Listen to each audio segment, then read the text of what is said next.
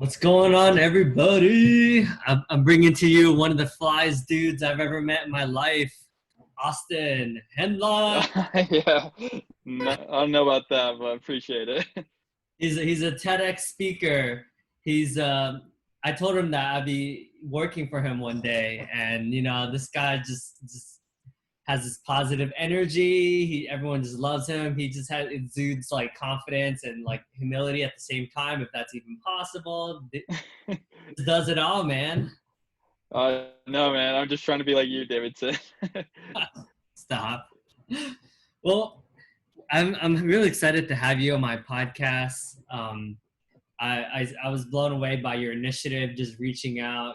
I would like to think that I'm pretty proactive about reaching out to people, but you put me to shame, so I can be in 10 years from now. Just it's hard for me to comprehend that. Like, mind blown. Oh no, yeah, I appreciate it, man. I'm excited to see how things turn out. Mm-hmm. So I wanted to pick your brain about like first of all, like being a TEDx speaker. What was that like? Yeah, it was a super fun experience. I actually never thought it would happen or anything like that. I'd just been creating content on LinkedIn for a while. And a friend of mine who I had kind of worked together with in a previous volunteer experience, Mm-hmm. he reached out to me one day and he told me that he was organizing a TEDx event, but it was still kind of in the works and he wasn't sure if he wanted to do it or not. So I just talked with him for a while and told him like, hey, that's an awesome project to work on. And so I followed up with him a couple months later, see how he was doing. And then he invited me to apply to speak. He wasn't in charge of the circle, or I guess the board, the committee that was in charge of getting TEDx speakers approving their talks. Mm-hmm. But he told me, hey, you should just submit a topic idea, kind of like a pitch, and see what they think. And then, yeah, they got back to me a couple weeks later and said that they wanted me to speak TEDx, and it was super awesome. Wow. Kind of just like spend a couple months researching, kind of getting a better idea of what I wanted to talk about. Hmm. And yeah, it didn't have any sort of teleprompter or anything, so I just like had to memorize my speech. That was like the hardest part, trying to make sure I didn't mess up, but didn't embarrass myself too bad. So That's awesome. And then you also did 500. You said you got like did 500 resumes. Like, tell us about what you learned from that experience. I'm sure there's a lot of takeaways from that. yeah, for sure. So a little context, kind of like on LinkedIn, when I heard that LinkedIn was following through with their commitment to have an internship, even though it's going to be virtual, Hmm. I felt super grateful because I was reading all of these posts from friends and people all over the world, who Hmm. due to COVID-19, they lost their internship. And feeling this, I felt undeserving of, such a Hmm. wonderful opportunity. And so I told anyone, hey, if you reach out to me, I'd love to help optimize your LinkedIn profile for free. Hmm. It's something that I enjoy doing on my time, just all of the hours that I've spent learning about LinkedIn, I like to give back where I can. And I was expecting maybe 15, 20, 25 people to message me, but it got a lot more traction than I thought. It ended up reaching over 500,000 people, and I got just hundreds and hundreds of messages. And so I responded to each one, and I told them, like, look, thanks for messaging me. I didn't think I'd get so many, so it might take me a minute to respond to you, but I will get to you. And then so about 2 months later, I'd reviewed over 500 of the profiles. It took me a while, but finally got around to it. And it was just an amazing and humbling experience, just seeing how nice the people were and being able to give back Hmm. in that way is something that I'd never been able to do at such a large volume, but on a personalized basis. Huh. See, that's why I'm saying, man, there's certain people you meet in your life and like, man, this guy is gonna like be somebody. I mean, not to say already somebody, clearly you are, but like when you hear stories like that, like one day I'm gonna be like, I knew that guy. He Yeah, right. was on episode 57 of the Davidson podcast. now he owns like CNN, the channel or something like that. Oh yeah, definitely. You know me. I'm just kidding. That's awesome. Um, well, one thing that really I found fascinating, this ties to you just have a knack for being able to. I feel like all your posts pretty much go viral. So it seems like you've really like cracked the code on how to drive engagement through LinkedIn and how to really build your professional brand. Mm.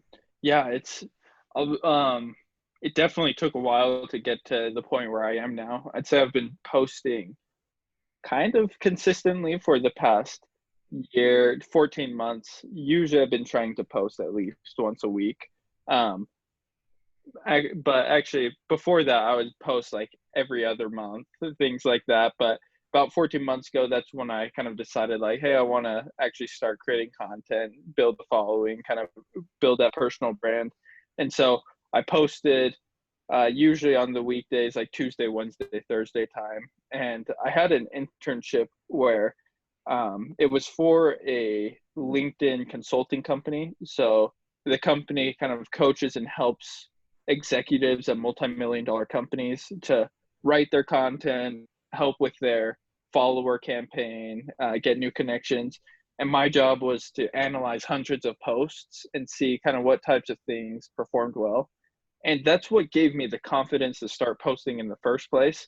But that was, when I started out, I was getting like 5, 10 likes. And then I started asking questions kind of around the 50 range for about a year or so. But it wasn't until a couple months ago that I started to understand a little bit more about my crowd, my target audience.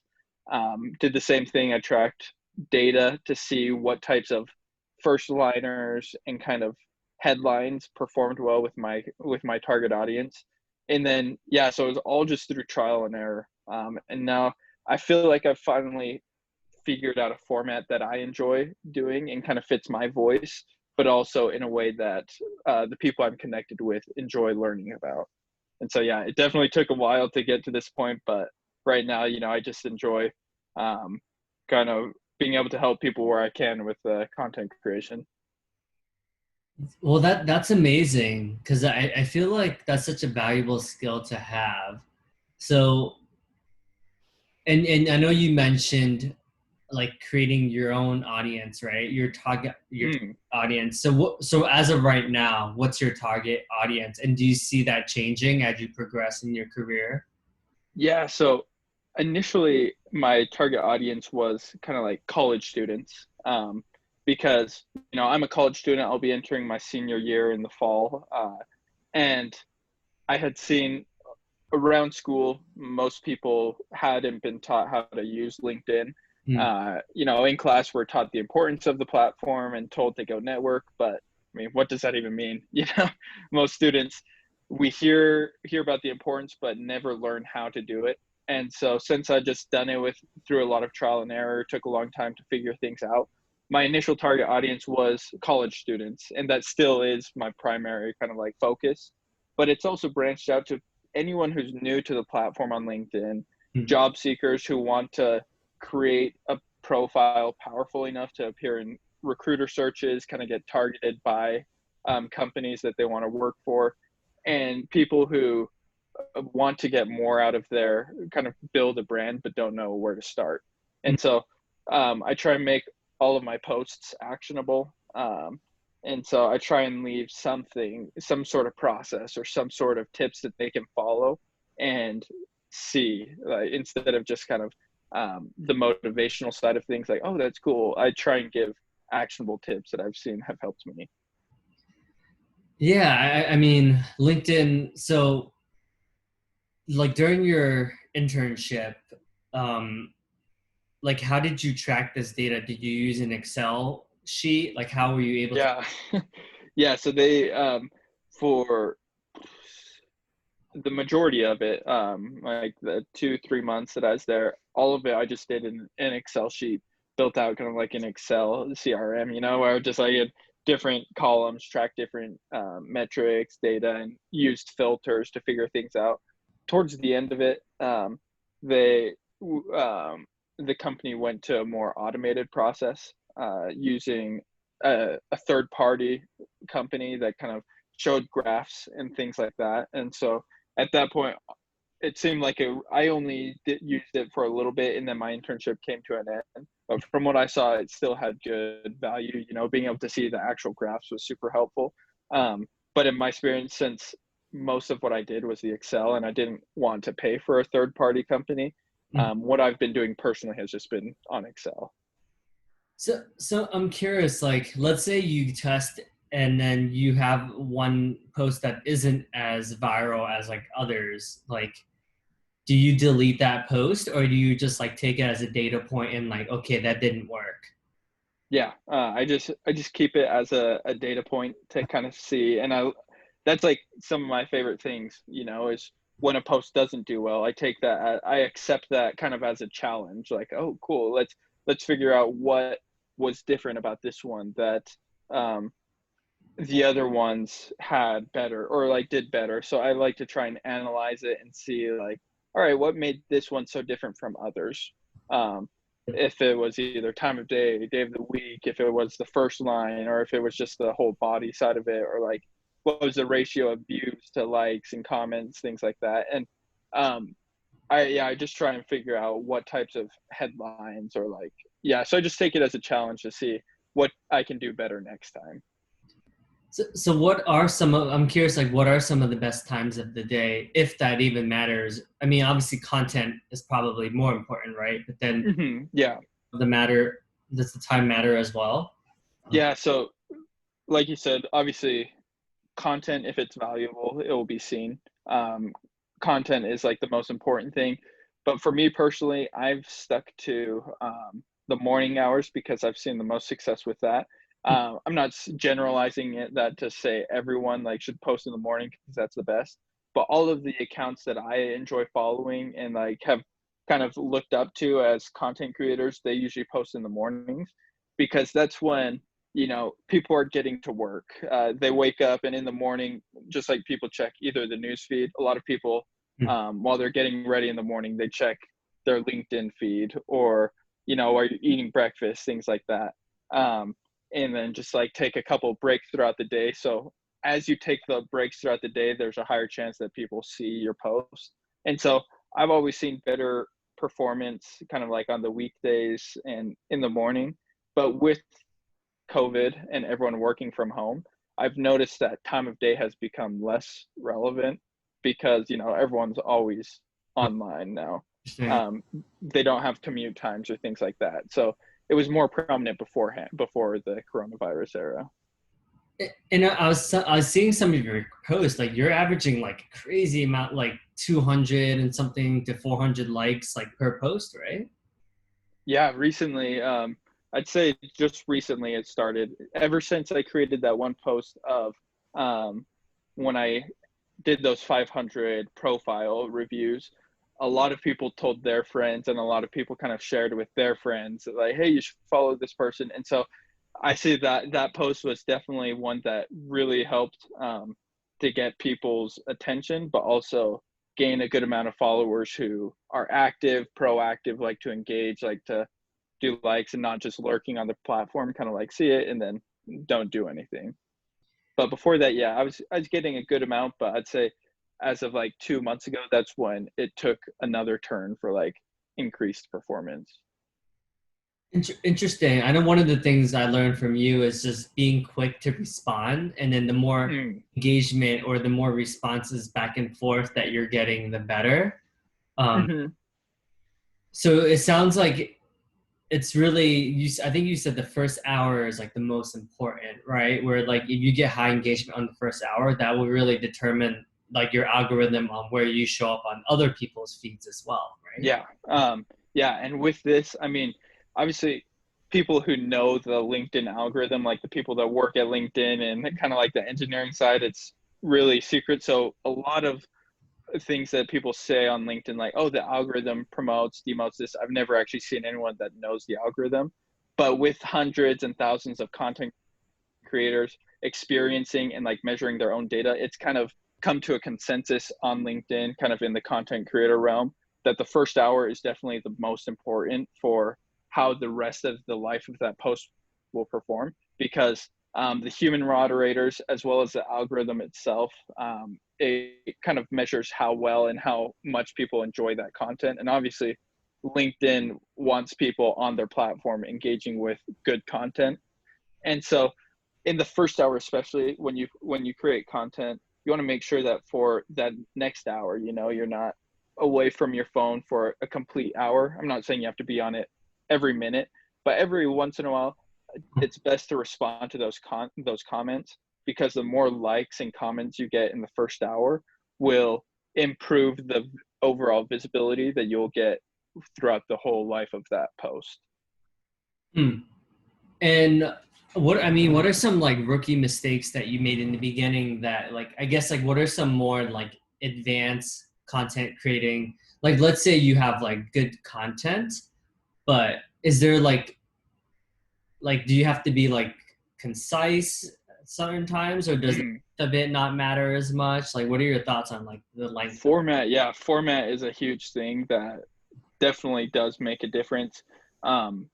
Like, for example, most people don't enjoy reading a wall of text, so never like create a post that has just a paragraph. The best thing to do is kind of break it up in 1 to 2 sentences, so it's easier to digest, that I can kind of naturally skim through without losing your place, and it has more of a natural rhythm and flow. And so that part of thing, kind of like breaking it up into easily digestible sentences as opposed to one wall of text, is really big, because if people click see more and they could just skim through it, that's important. Another thing that I see a lot, people message me a lot like, hey, why isn't my content getting a lot of views? Like, I used to get a lot more views. And then so I look at their post history, and there's a difference between creating an original post. So like, you hit the post button, like the plus sign, and then you write out your thoughts, and sharing someone's post. That if you see like a post that did really well, or you see someone who created content, instead of hitting post and you hit share and you share your thoughts, the fact that you shared it, someone else's post, that doesn't perform as well as original content. And similarly to if you read a Forbes article of like, oh, how to increase your emotional intelligence or something like that, some article that you really enjoyed, if you include that external link in the body of the post, it doesn't perform as well, because LinkedIn, what everyone always says is that LinkedIn wants to promote content that isn't taking people off of their platform. They want their users to be on LinkedIn as long as they can. So if there's an external link that you enjoyed, rather than putting that in the body of your text, kind of create a summary like, hey guys, check this out, I really enjoyed this, here's like 4 takeaways that I liked, and then include the link in the comments, because it doesn't dock you for links in the comments, only links in the post. Dude, that's awesome. I'm gonna try that, and I'll let you know, because now that I'm thinking about it, I link a lot to like my podcast and my YouTube video. Right, it does dock me, because like I noticed those definitely don't get as much as like the other like original content. Yeah, and as well, like with articles that you create, I noticed like yesterday for Father's Day, you created an article, like a long form article. With those, you might also notice that those views are lower than like just a post, and that's because a view for a long form article is counted as every time that someone actually clicks on the article to read it, as opposed to a post is when, like, I think it's half of the post is shown on the feed. So it doesn't matter if someone scrolls right past it and doesn't read your article or your post at all. The fact that they saw your name and decided to scroll past you, that is counted as an impression on a post. So do you think that we should write less articles and just try to be concise and put it in as many letters as like a regular post will allow you? I honestly enjoy, like, articles are helpful, obviously, because the people who do read it usually stay. Like, it's a good way. It actually shows the click-through rate, because if it gets a view, then that means someone actually clicked on your article and read it. And those usually have higher engagement, because, oh, if you had only 400 views as opposed to 3,000, but you had like a similar amount of views, engagements, then technically that had a better engagement rate. But I think anything, people really enjoy long form content, to Uh, be honest. So if you have anything that is greater than 1,300 characters, um, then that's worth putting onto LinkedIn. The posts are normally, just limited to 1,300 and a quick thought for the day type thing. mm. But the truth is, people do enjoy reading like somewhere that they can find consolidated information on a single topic instead of having to find multiple posts and like reading as if it were one article. I see. So you are still a proponent of LinkedIn articles, and I guess like even within LinkedIn articles, like because I guess what I've learned from my time at LinkedIn is like you definitely want to like tag a lot of people. Like I've noticed Mm, like the stuff that I get the most engagement on is when I'm tagging, like when I'm, let's say I'm acknowledging my whole team at Leah for having doing a great job for mm-hmm. Asian Heritage Month. I notice like the more people I tag, obviously those are the ones that end up getting like a ton of engagement. Yeah, that is true. Because it's like with those people, when you actually recognize them, you do kind of like a favor of recognizing someone. So it's kind of like that law of reciprocity of like, oh, they acknowledge me. I'd like to, acknowledge them back through like a like or comment. And oftentimes when people get that notification, they respond usually when they see it. So a lot of the times in my experience when I have tagged people, they see it within that first hour, so they like and they do their comment in that first hour, which also helps the algorithm. Mm, And with that, what I always tell people, like you said, like you've noticed the ones that happen are when you do it, but not every post, you're tagging someone. A lot of people, there's something on LinkedIn known as pods, which most people advise against, which is like, every post you tag 50 people or in the comments. And right. because you're so right, when you tag people you get higher engagements, but some people get so that high of, wow, I got a lot of engagement. It's like I need to tag people now in order to get the engagements that I like. So it's almost addicting. Mm, And yeah, that's the scary thing. Like if you tag people, great, just try and make it sure that every post isn't like that, so you don't get addicted to like pods and people kind of like call you out like, oh, this person gets a lot of engagement, but it's because he tags everyone all the time. But that's, yeah. no, that's fair. Huh. I feel like, yeah, this is very valuable information. Like, what are some, like, do you notice like has the algorithms like changed over time, or has it been pretty consistent ever since like you've been on the platform? Like, have you noticed any trends or anything, or? I mean, a lot of people, people who post more consistently than I do, because I post, like I said, 2 to 3 times a week, but there's people who post every single day or even multiple times a day, every single day of the week. Uh-huh. They might say differently than me, like, oh, yeah, it definitely has changed. But I would say that my content has been fairly consistent throughout the whole time. Like I've done kind of the same format of content, and I've never really noticed that big of a difference. If there was, then it wasn't enough for me to perceive it. Hmm. If anything, the thing that I've noticed is that over time, the the algorithm has come to favor comments a lot. As opposed to just like likes, things like that. Comment is the moneymaker because that's where the conversations and the dialogues happen. And recently people say that um uh linger time, I think it's called linger, like lingering is also beneficial for in the algorithm, and that's where someone, the more time that someone spends on your post, the better it will do, because the more time, some people just scroll through and they see someone that they like, so they just hit the like or the heart button without actually reading the post. But if people are actually spending more time on your content, that means that they're actually reading it and actually consuming it. Huh. And so that's only recently that I've heard that lingering has an impact on your content. So if people are actually reading it and liking, then it will do better. Interesting. What are your thoughts on, because you know how like when you post an article and then after you post the article, then you can actually share like a little blurb about that article Mm. Hmm. in the article. What are some Yeah. practices so that you can get more people to actually click onto the article as well, your long form article? Yeah, and that's I need to test this one out more often because I've only created 3 long form articles in my time of creating content on LinkedIn.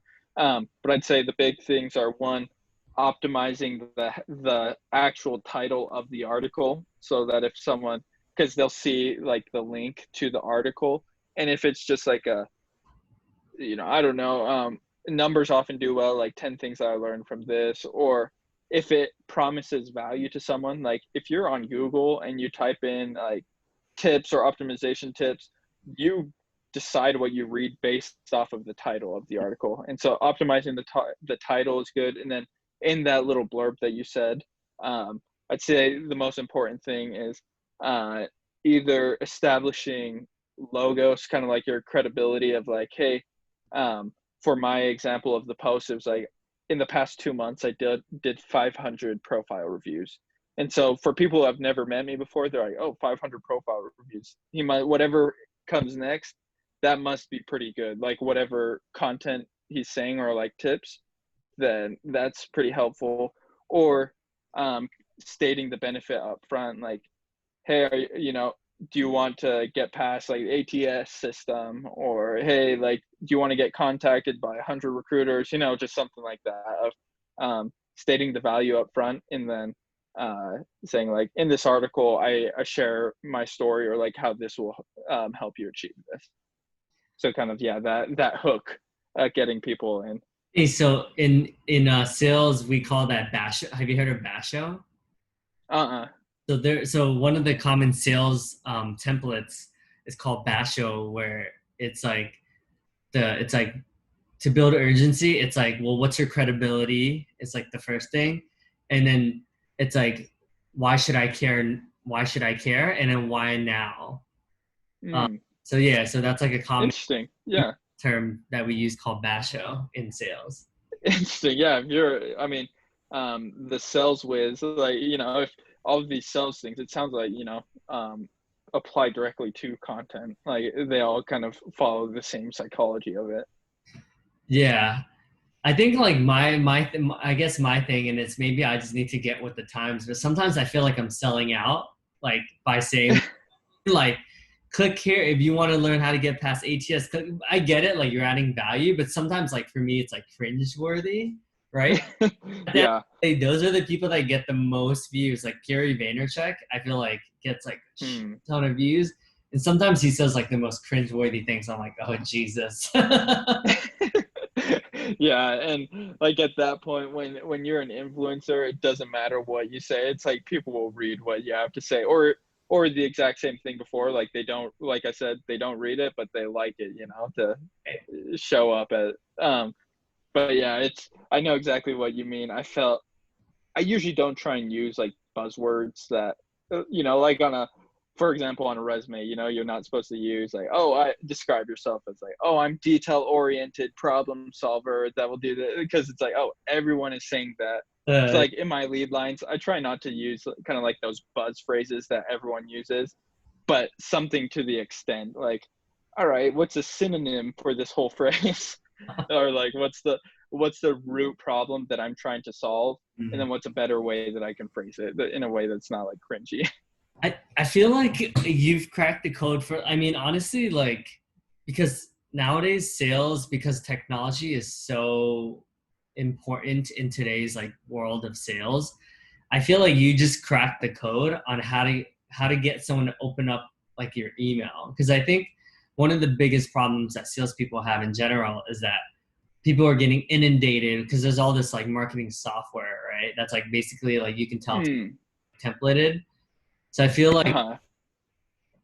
but I feel like you figured out a way that, like, all right, I not only can I get them to open the email, but I'll get them to actually like Hmm.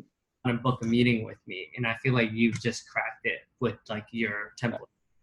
Yeah, I don't know, like, um Yeah, because with that, I'd say the LinkedIn, I've definitely learned the audience. You obviously know the sales audience better than me, so I feel like you would be able to personalize that template a lot better than I could. But I feel like the same applies, with learning and understanding whatever audience it is, like in sales, like what template. I feel like through data analytics and just like testing, it really does make such a difference. Do you A/B test as well, or? Um, I try like with posts, it's hard to, because it's like every post is different. um but when I was recruiting, I did a recruiting job for about 6 months before I got the LinkedIn internship this summer. I tried to do things similar to like A/B tests of like, oh, I'll just try same body message but a different subject header, or things like that. And I did that for the first little bit and saw differences in like results. But in recruiting, it's always on the grind. So I noticed that like I didn't want to spend too much time like doing that, as opposed to um, just like getting out on the doors, for example, more often. But I did notice a difference when I tested like A/B tests with emails and in-mails.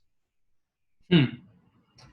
Interesting. So, like, I know like a lot of, and it sounds like it's. Do you also have a lot of friends or people like other influencers that you follow that are like, I guess, experts, and do you kind of study their guidelines so that you could see what you can take away from how they've been successful as well? Yeah, absolutely. There's like tons of people that I definitely look up to on the platform, and whose content kind of like helped me when I get started. Hmm. Kind of like got started on here. For example, there's one person I'll name drop that throughout my whole time on LinkedIn, I've been like, wow, this guy is like awesome. His name is Austin Belkak. I don't know how to pronounce it. It's Belcak. And the reason why is because, so I started following him when he only had like 7,000 followers. And what I enjoyed about his content is it was very actionable.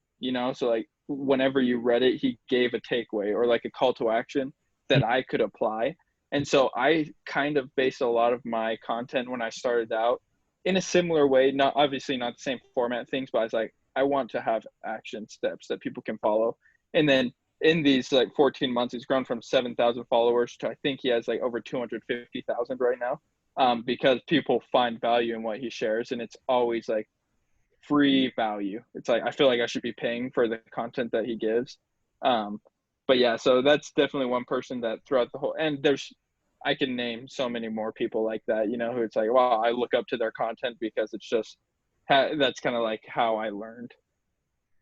Interesting. And I feel like obviously all of this is like a huge time commitment, right? Like even getting back to Mm, people is like a huge time commitment. yeah. I feel like, so do you do it because like you genuinely feel like good afterwards, or like, I guess, like, how do you know you're not like just addicted just from the rush of like getting likes versus, Hmm. oh, actually, like I'm doing this because like I know deep down inside like I'm helping someone. You know what I mean? Yeah. And there's been many times when I've thought the same thing, and it always goes back to like what I always recommend to people when they start out on LinkedIn or before they even get started. I'm like, all right, before you do anything, you have to define your why, kind of like your purpose of being on the platform. Hmm. So guiding you throughout all of this, you always have to have that end goal of what you want, whether it's like, I'm on here to find a job, I'm on here to build a personal brand, I'm on here to make connection, whatever it is. Um, you have to define your why. And so during the 14 months when my content flopped, obviously there would be times like, man, that was embarrassing. I don't want to do it again. I just spent so much time, and like, yeah, it looks bad. But I just have to remind myself, like, why am I doing this? And one, it was like to build my personal brand, um, kind of get awareness while I'm still in college, because I wanted to graduate with a job instead of just like, oh, who is this guy? Hmm. Um, and then, but as I've kind of like started to grow with that, my my goal has also been just to help more people. Like the reason now I create content is that I help someone, who's in a situation that I once was or is in a situation that I can't even imagine how hard that must be. It's like I've been given so much, so I want to help people. And so it's like the messages that you receive of like, wow, thank you so much. Or of, like people are like, wow, I'm just an ordinary person. I didn't think you'd actually respond or like help me with this. It's like those type of things that um, make it feel so rewarding. It's like, this is why I create content. So yeah, and there's been times when I take like a 2-week break from it and then get back to it. So yeah, that's kind of long-winded answer, but that's what I'd say. That's awesome, man. Well, thank you so much for all these tips. That maybe next time we can even walk through like a live demo. Maybe you can like Oh yeah. you could pick apart my profile and some of my posts, and then I'll be grateful because I'll be like, oh, that's how I can improve. Because I feel like Mm. it would help. Because I mean, obviously, all like everything you said is like amazing and great. I think sometimes people want to see you like in Oh action. yeah, definitely. I know exactly what you mean. Like, it's all cool to hear and listen to, but actually seeing it live and demo, that's when it kind of like becomes more cemented in your mind of like, oh, that's how I can do it. Yeah, yeah. Yeah, I'd love to. I totally know what you mean, and like I said, happy to help wherever I can. Yeah, well, so I would say so some of the things I learned from this conversation or that resonates with me is linger time, right? Having a post where people actually stay engaged or reading it, um, like responding quickly to the comments so that when you have higher engagement, it like bumps you up in algorithms. Obviously, like being of service and just like giving back to society, and then finding like your why, like why you LinkedIn, so that way you're clear on like your mission and who you're trying to help. Um, and then I would say like taking a data driven approach where track even like for every one of us, like all the posts that we've created, really just analyze like, okay, why did this get a lot of engagement? Why does this have 100 likes versus this one that only had 10 likes? And then um, figure out like, and then also learn from people like yourself or people who are having success, and then kind of emulating maybe some of the formatting or some of the sentence structures, like looking to see like what they're doing so that you can take away and then implement some of the things you learn. Wow. Yeah, that's I couldn't have said that better. That's exactly. And with that, like I said, I just emphasize for people, don't get discouraged if you're starting out on LinkedIn. It is a process. It takes a while. I think with my generation, especially, we're so used to growing up on Instagram or Facebook that you could create an account and then within a few days you have a couple thousand followers, or your posts are already getting like 300-400 likes on LinkedIn. If that's the world that you're used to and you come to LinkedIn, it's really discouraging. It's like, oh man, I got 5-6 likes. But no, trust in the system, the process, and stick to your purpose. Kind of like let that North Star of your purpose guide you. And then over time and being consistent and just reaching out to people for help and engaging with other people's comments, then you'll build your personal brand and your kind of your profile. It, like I said, it takes a while, but it will happen. Awesome. You heard it here first, folks. The man, the myth, the legend, Austin Henline, man. It's you heard it. This is the beginning. No, no, I'm pretty. Like I said, Davidson, I look up to you a lot. Like, I really appreciate you having me on here, and anyone listening to this. If you have any questions or want to know more specifically, or your profile personally, you want to kind of have reviewed, don't hesitate to reach out. Love to help out. Feel free to send me a message. And once again, it's my profile is just Austin Henline. Awesome. I'll link to your profile as well. Awesome. Good stuff. Yeah. All Yeah. right. So like I said, thanks for having me on here. Yeah, always dropping knowledge bombs. That's how you roll. I see. That's the goal. All right. Have a good one. Take care. Awesome. Thanks so much, Davidson. Take care. Bye.